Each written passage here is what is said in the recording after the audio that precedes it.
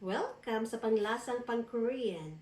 Since nakatira ako dito sa Korea for more than 20 years, so gusto kong ibahagi sa inyo paano magluto ng simple at masasarap na mga Korean. So ang first na lulutuin natin is yung maanghang at matamis na dilis. So dilis here in Korea means multi. Multi. So ito yung mga ingredients mga kalalabs. So kailangan natin ng oil, soy sauce, mussel. Mussel is made of ginger and plum. And then, kailangan din natin ng singkangchong or katas ng luya, mulyot, or yung starch syrup, sesame seed, sesame oil, and then gochujang, or yung red pepper paste. Kailangan din natin ng garlic, sugar, and then green na sili. And of course, kailangan natin ng dilis. So, 100 grams of dilis. So, samahan niyo mga kalalabs. So, first, ilagay natin yung milchi sa malinis na lata. And then, lagyan natin siya ng 2 kutsara na masul. And then, lutuin natin ng mahina na apoy. Okay. Kasi yung mussel kasi is pampawala yun ng amoy. Instead sa vegetable oil, ang ilagay natin is yung mussel.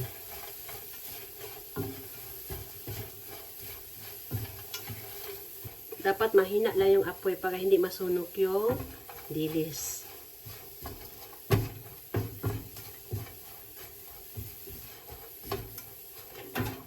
Okay, so patayin. Next, ilagay natin ito sa salaan para talaga yung mga maliliit matanggal siya at saka masarap kainin pag wala yung maliliit. Ganun lang. Pero medyo malinis naman yung dilis na nabili ko. Kaya tingnan nyo, wala talaga siya natanggal.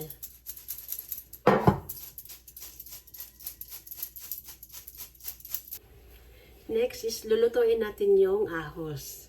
So, i-slice natin siya ng ganito.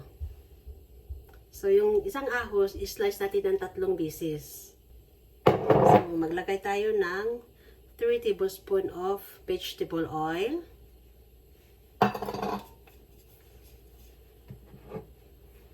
And then yung garlic.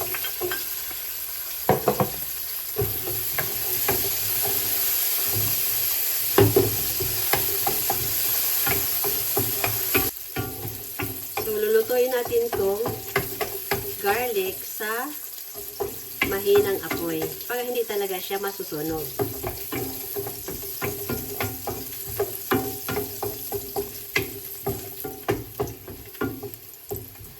Enjoy lang sa pagluluto. And then, patayin natin yung apoy. And then, sit aside. Okay. And then next, ilagay natin yung red pepper paste or yung gochujang.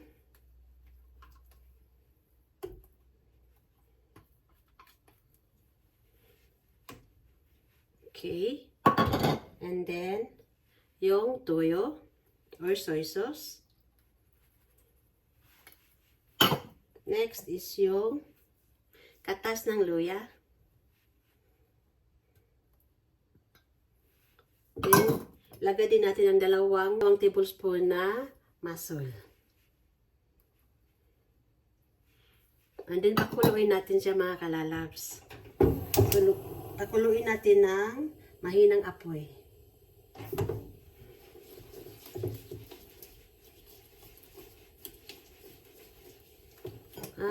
Pati pala sugar ilagay din.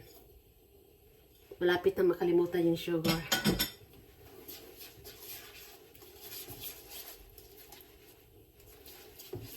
So, pakuluin natin.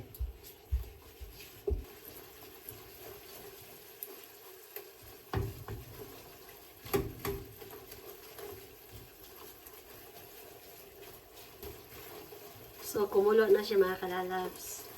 So, tingnan nyo. Ganito. And then, pagkatapos nito is, ilagay natin yung dilis.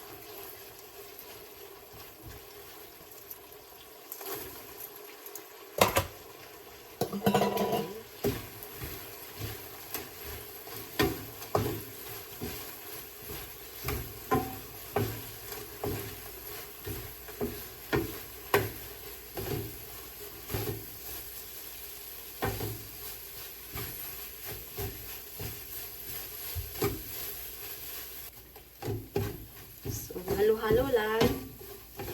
And then, ilagay din natin yung sili.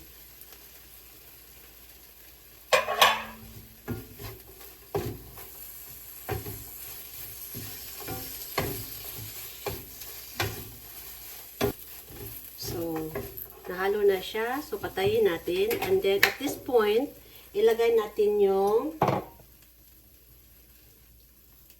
sesame seed. And then, yung mulyot or yung starch syrup.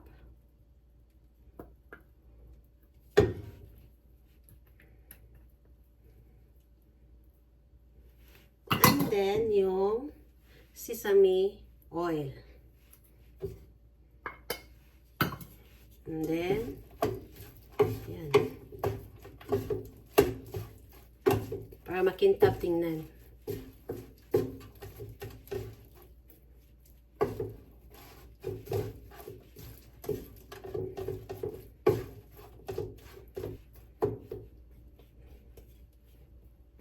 So, it's done. So, naluto na yung maanghang at matamis na dilis. So, thank you for watching mga kalalabs. So, sa susunod, magluluto naman ako ng ibang pagkain na Korean food.